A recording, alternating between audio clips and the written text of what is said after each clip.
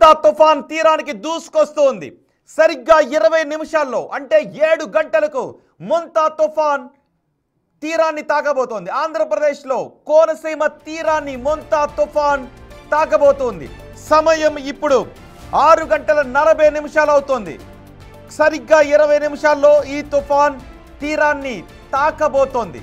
ఈ తుఫాను బలపడుతూ తీరానికి వస్తుంది. ఇది తీవ్ర తుఫానుగా రూపాంతరం చెందుతుందని చెబుతూ ఉన్నారు.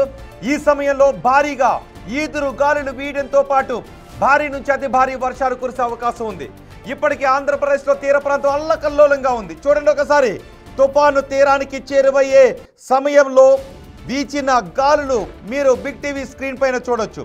విరిగిపోవటానికి అవకాశం ఉన్న కొన్ని చెట్లను ముందుగానే తొలగిస్తున్న దృశ్యాలు కూడా మీరు రెండో బాక్స్లో చూడొచ్చు. ఇప్పటికే రోడ్ల కట్టంగా చాలా చోట్ల చెట్లు, కరెంటు స్తంభాలు నేరుకూలాయి. ముందు జాగ్రత్త చర్యలుగా విద్యుత్ సరఫరాను నిలుపుదల చేశారు.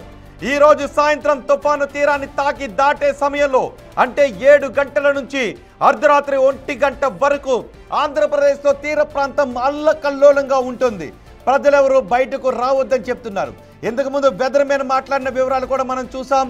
అదృష్టవశాత్తు ఈ తుఫాను అర్ధరాత్రి తీరం దాటుతోంది. ఆ సమయంలో ప్రజలందరూ ఇళ్లలోనే ఉంటారు అని. ఒకవేళ మీరు బలహీనంగా ఉంటే మీరు పక్కింటికి వెళ్ళండి, బలంగా ఉన్న ఇంటికి వెళ్ళండి. ఈ రాత్రి 7 గంటల నుంచి సరిగ్గా అర్ధరాత్రి 1 గంట మధ్యలో తుఫాను తీరాన్ని తాకి దాటే ఆ సమయంలో తీర ప్రాంతం అంతా పెను విలయాన్ని సృష్టించే అవకాశం ఉంటుందని చెప్తున్నారు. ఒక్కసారి మనం విశాఖపట్నం వెళ్దాం. విశాఖపట్నం నుంచి సమాచారం అందించడానికి విశాఖ తీర ప్రాంతం నుంచి మా ప్రతినిధి రాజు మనకు అందుబాటులో ఉన్నారు. రాజు, మరికొద్దిసేపట్లో ఈ మొంతా తుఫాన్ తీరాన్ని తాకబోతూ ఉంది. ఇప్పటికే విశాఖపట్నంలో తీర ప్రాంతంలో ఈ మొంతా తుఫాన్ కారణంగా ఎటువంటి పరిస్థితులు కనబడుతూ ఉన్నాయి? ముఖ్యంగా చూస్తే ఇక్కడ మొంతా తుఫాను ప్రభావం ఇంచుమించుగా అటు శ్రీకాకుళం నుంచి నెల్లూరు వరకు ఉన్నటువంటి సముద్ర తీర ప్రాంతాన్ని అల్లకల్లోలం చేస్తుంది.